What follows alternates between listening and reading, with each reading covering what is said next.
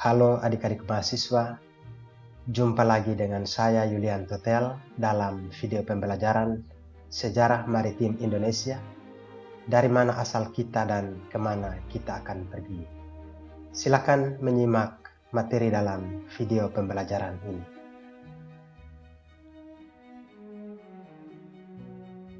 Adapun pokok bahasan yang akan kita bahas dalam video pembelajaran ini, yang pertama, sejarah maritim dan hukum laut Indonesia, dan yang kedua, peta geopolitik maritim Indonesia. Indonesia sebagai negara kepulauan merupakan suatu kesatuan wilayah yurisdiksi yang berdaulat serta mempunyai hak dan wewenang penuh yang diakui dunia internasional, yang diatur dalam Konvensi Hukum Laut Internasional yang dikenal dengan UNCLOS 1982 untuk mengatur, mengelola dan memanfaatkan kekayaan laut yang dimilikinya bagi kepentingan seluruh rakyat Indonesia. Kita belajar tentang sejarah maritim dan hukum laut Indonesia berdasarkan UNCLOS 1982 membagi zona maritim wilayah Indonesia. Yang pertama, laut yang merupakan bagian dari wilayah kedaulatan suatu negara disebut sebagai laut teritorial. Yang kedua, laut yang bukan wilayah kedaulatan suatu negara, namun negara tersebut memiliki hak-hak dan yurisdiksi terhadap aktivitas tertentu disebut sebagai zona tambahan dan juga zona ekonomi eksklusif. Dan yang ketiga, laut yang bukan merupakan wilayah kedaulatan suatu negara dan bukan merupakan hak atau yurisdiksi, namun negara tersebut memiliki kepentingan di wilayah tersebut, dikategorikan sebagai laut bebas. Kita belajar sejarah maritim dan hukum laut Indonesia tentang batas wilayah laut Indonesia sesuai dengan UNCLOS 1982. Penjelasan atas batas wilayah laut Indonesia. Yang pertama, lautan teritorial atau laut wilayah membagi laut Indonesia sepanjang 12 mil laut dengan kedalaman penuh itu dimiliki oleh negara pantai. Jadi laut teritorial atau laut wilayah itu sepanjang 12 mil. Lalu pembagian yang berikut, ada zona tambahan sepanjang 12 mil dari laut teritorial. Lalu pembagian yang berikut adalah zona ekonomi eksklusif sepanjang 200 mil. Di sini negara memiliki hak eksklusif ekonomi negara pantai, dan di wilayah ini tidak ada hak politis. Lalu pembagian yang berikut adalah lautan lepas. Di sini terjadi eksploitasi, namun diatur oleh badan otoritas internasional seperti Perserikatan Bangsa-Bangsa. Jadi batasan wilayah ini tidak hanya di bagian laut, tetapi juga di dasar perairan. Di situ ada landas kontinen, ada lereng kontinen, ada tanjakan kontinen maupun dasar laut samudera dalam. Mari kita mempelajari tinjauan sejarah yang dimulai dari zaman kerajaan. Pada masa lampau ada dua kerajaan besar yang menguasai wilayah Nusantara, yaitu Kerajaan Sriwijaya dan Kerajaan Majapahit. Kerajaan Sriwijaya mendasarkan politik kerajaannya pada penguasaan alur pelayaran dan jalur perdagangan, serta menguasai wilayah-wilayah strategis yang digunakan sebagai pangkalan laut. Sementara Kerajaan Majapahit mempunyai strategi politik menyatukan Kepulauan Nusantara sehingga memprioritaskan pembangunan armada laut yang tangguh. Ini adalah peta kekuasaan dari dua kerajaan besar, yaitu Kerajaan Sriwijaya dan Kerajaan Majapahit. Kalau kita melihat dari peta ini, maka kita bisa mengetahui bahwa untuk kerajaan Sriwijaya, dia memiliki peta kekuatan yang berpusat di wilayah Sumatera. Jadi titik merah itu adalah pusat kekuatan dari kerajaan Sriwijaya, mulai dari wilayah Sumatera sampai ke benua Asia. Lalu ada titik-titik hitam, ada kota-kota yang diberi warna hitam, itu adalah tempat-tempat penting yang dikuasai oleh kerajaan Sriwijaya. Lalu dalam peta penguasaan dari kerajaan Sriwijaya, di situ dia menguasai sebagian besar wilayah Sumatera, semenanjung Malaka hingga ke wilayah Asia dan juga sampai ke wilayah Jawa. Lalu pada peta ini wilayah laut yang diberi warna biru muda itu adalah wilayah laut yang berada di bawah kontrol atau kekuasaan kerajaan Sriwijaya. Lalu ada garis-garis merah dan juga garis putus-putus warna merah, itu adalah peta perjalanan atau ekspedisi dari kerajaan Sriwijaya. Jadi dia mulai dari wilayah Sumatera, keluar melalui semenanjung Malaka sampai ke arah Asia. Itu adalah peta perjalanan atau ekspedisi dan juga perdagangan, bahkan perjalanannya sampai di Pulau Jawa. Lalu dalam perjalanan ekspedisi atau perdagangan, acap kali mereka juga mengalami pertempuran besar-besaran, terjadi peperangan dan sebagainya. Itu kita lihat dalam peta ini di wilayah Dvaravati, di wilayah Khmer, dan juga di wilayah Khampa. Itu terjadi, tidak hanya terjadi perdagangan tetapi juga pertempuran hebat yang terjadi di sana yang dilakukan oleh pemerintahan kerajaan Sriwijaya. Lalu yang berikut untuk kerajaan Majapahit, kita lihat dalam peta ini dia menguasai sebagian besar wilayah Pulau Jawa, dijadikan sebagai pusat kekuatan atau pusat pemerintahannya. Namun kerajaan Majapahit dia punya basis kekuatan ada di wilayah Jawa bagian tengah. Berdasarkan bukti sejarah, terdapat bukti arkeologis transportasi laut yang banyak ditemukan di berbagai wilayah Nusantara, berupa papan-papan kayu yang merupakan bagian dari sebuah perahu dan daun kemudi yang ukurannya cukup besar. Salah satu perahu yang dikenal hingga saat ini adalah kapal pinisi. Kita belajar sejarah mulai dari zaman kolonial. Tujuan utama kedatangan bangsa barat adalah berburu komoditi, khususnya rempah-rempah, dan pada akhirnya menjajah Indonesia. Negara-negara yang mempelopori penjelajahan samudra adalah negara Portugis dan Spanyol, yang kemudian diikuti oleh negara Inggris, Belanda, dan negara-negara lainnya. Pada masa kolonial, berlaku sistem tanam paksa pada zaman Gubernur Jenderal Van den Bosch yang membenamkan kehidupan agraris, sehingga terjadi pergeseran budaya dari budaya bahari ke budaya agraris. Kalau kita melihat peta di bawah, ini adalah peta perjalanan rempah-rempah dari bangsa Indonesia yang dibawa keluar. Jadi tanda panah merah merupakan peta perjalanan rempah-rempah yang dibawa dari negara Indonesia, khususnya di wilayah Kepulauan Maluku, dibawa keluar melalui semenanjung Malaka, terus ke Asia Kecil atau Timur Tengah, dibawa melalui benua Afrika, terus sampai ke benua Eropa. Jadi pada awalnya adalah negara Portugis dan Spanyol datang ke Indonesia dengan tujuan utama adalah berdagang rempah-rempah. Namun ketika diikuti oleh negara Inggris dan Belanda, maka tujuan utama yang awalnya adalah berdagang rempah-rempah kemudian beralih menjadi penjajahan. Jadi mereka menguasai wilayah Indonesia untuk tujuan mengeruk segala hasil kekayaan Indonesia, dalam hal ini kekayaan rempah-rempah, Jadi negara-negara ini mulai menjajah bangsa Indonesia agar supaya bisa mengeruk hasil kekayaan bangsa untuk dibawa ke negara mereka.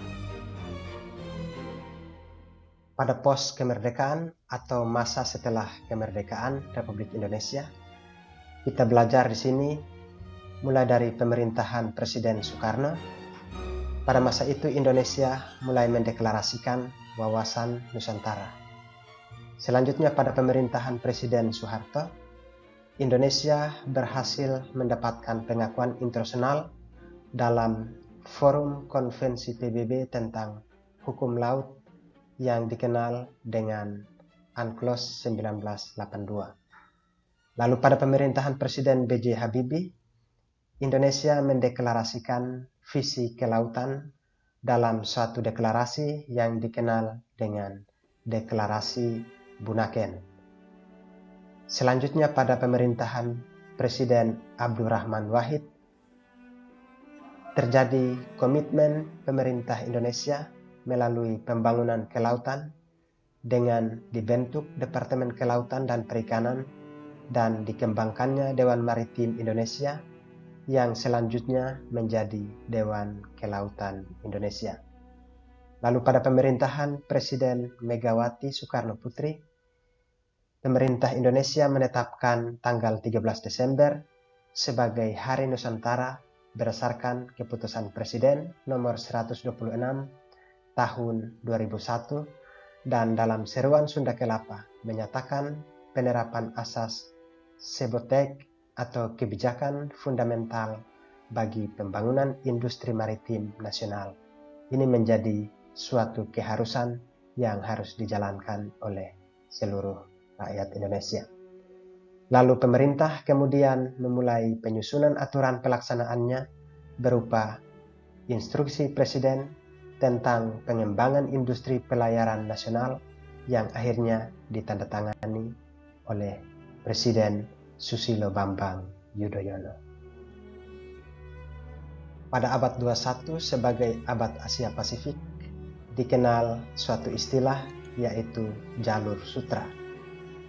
Jalur sutra adalah sebuah jalur perdagangan melalui Asia yang menghubungkan antara timur dan barat dengan dihubungkan oleh pedagang, pengelana, biarawan, prajurit, nomaden dengan menggunakan karavan dan kapal laut dan menghubungkan Shanhan Republik Rakyat Tiongkok dengan Antioquia, Suriah, dan juga tempat lainnya pada waktu yang bervariasi.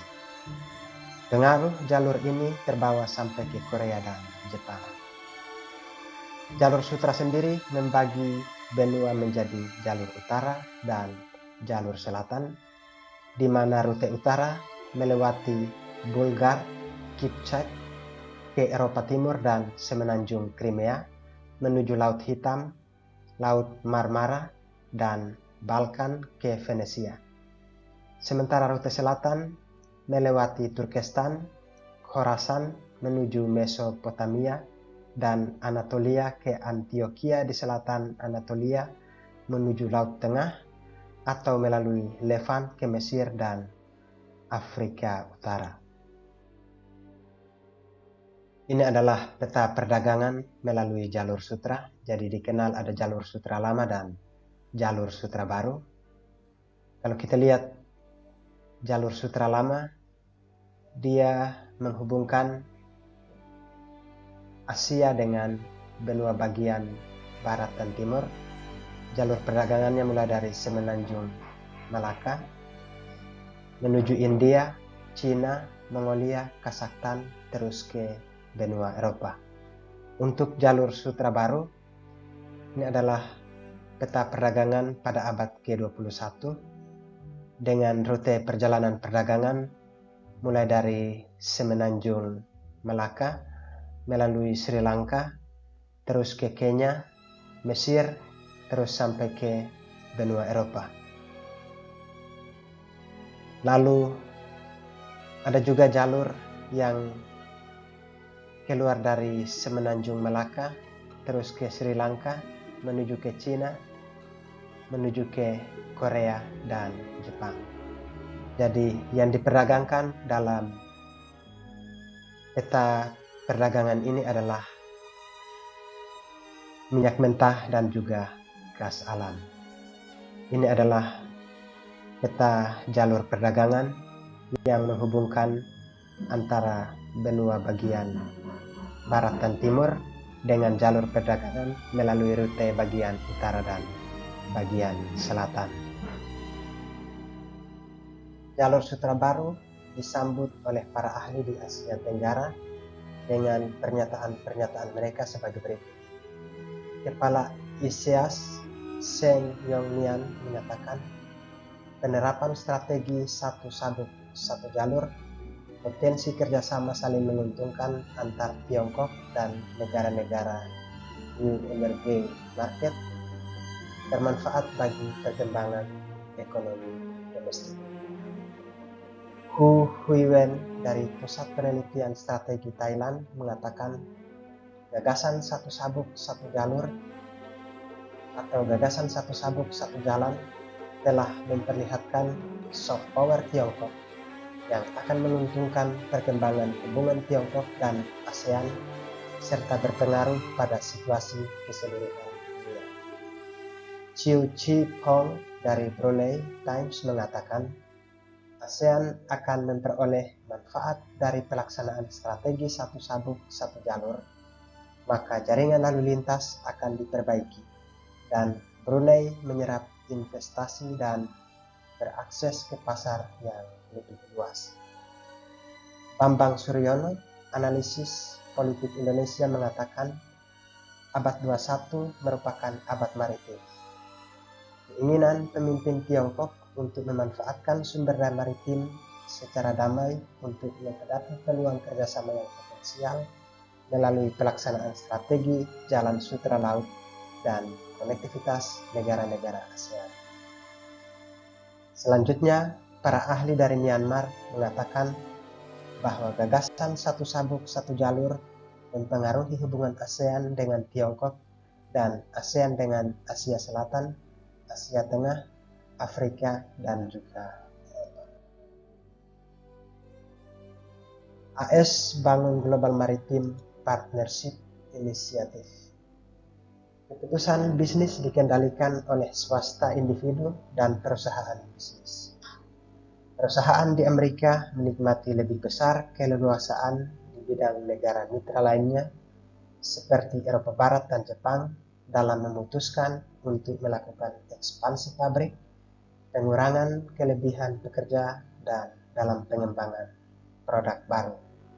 Pada saat yang sama, mereka mengalami hambatan untuk masuk ke pasar pesaing dibandingkan dengan perusahaan asing yang ingin masuk ke pasar Amerika. Keunggulan negara Amerika Serikat adalah di bidang penguasaan teknologi, khususnya komputer, kesehatan, ruang angkasa, dan juga peralatan. Poros maritim dunia adalah doktrin politik luar negeri Indonesia yang terdiri atas politik makro dan politik mikro. Untuk politik makro, realitas geografis, geostrategi, dan geoekonomi Indonesia yang dipengaruhi dan mempengaruhi dinamika di Samudra Hindia dan Samudra Pasifik. Sementara politik mikro mengatasi pasar gelap tuna dan pemanfaatan zona ekonomi eksklusif melalui pemberantasan illegal fishing, ekspansi budidaya laut, maupun melalui pengembangan padat karya di sektor maritim. Selanjutnya, peta geopolitik maritim Indonesia. Gagasan besar Indonesia tentang poros maritim dunia memiliki makna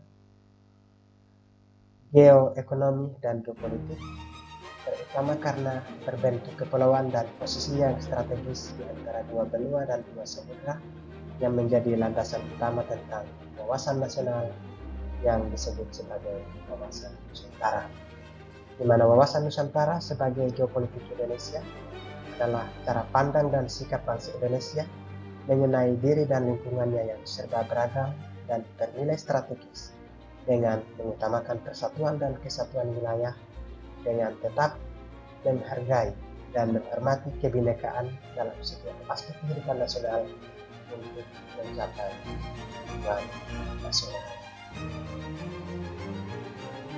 Lalu kita melihat kekuatan ekonomi Indonesia. Ada beberapa kekuatan ekonomi Indonesia. Yang pertama, Indonesia memiliki master plan percepatan dan perluasan pembangunan ekonomi Indonesia atau MP3E. Yang kedua, Indonesia memiliki kekayaan sumber daya alam yang berlimpah dan sumber daya manusia yang besar. Yang ketiga, kepercayaan dunia internasional terus meningkat.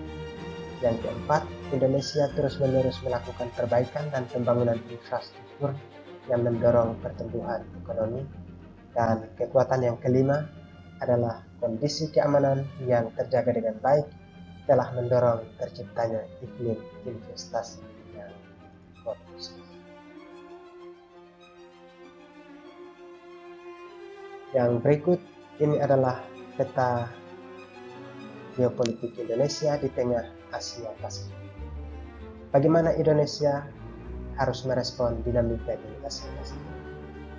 Indonesia perlu memberdayakan ekonominya dengan memanfaatkan potensi pasar regional dan memaksimalkan potensi ekonomi nasional untuk mendorong dinamika ekonomi. Adik-adik mahasiswa, demikian beberapa poin penting dalam presentasi ini yang dapat saya sampaikan kepada adik-adik semua. Kiranya video pembelajaran tentang sejarah maritim Indonesia dapat bermanfaat bagi adik-adik semua, dan untuk video pembelajaran yang lain dapat adik-adik saksikan di dalam video pembelajaran saya selanjutnya.